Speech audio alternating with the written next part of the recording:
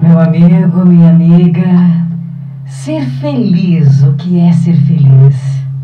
Ser feliz é não ter medo dos próprios sentimentos, é saber falar de si mesmo, é ter coragem para ouvir um não, é ter segurança para receber uma crítica, mesmo que essa crítica seja injusta.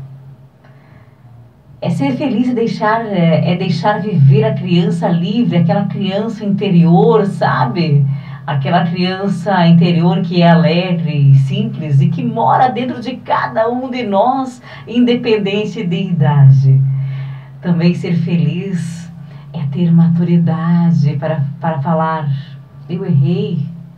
É ter ousadia para dizer, me perdoe.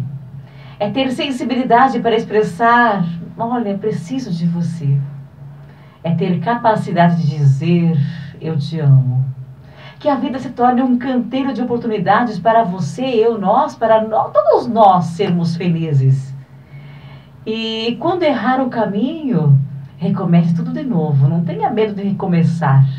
Errar é humano, quem nunca errou. A gente erra muito na vida. Então não tenha medo de recomeçar. Porque assim você será cada vez mais apaixonado pela vida. E descobrirá que ser feliz não é ter uma vida perfeita, mas usar as lágrimas para irrigar a tolerância. Usar as perdas para refinar a paciência.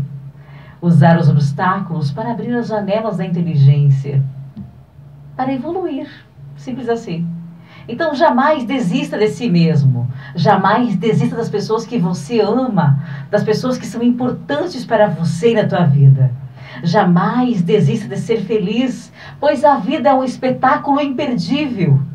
E você é um ser humano muito especial.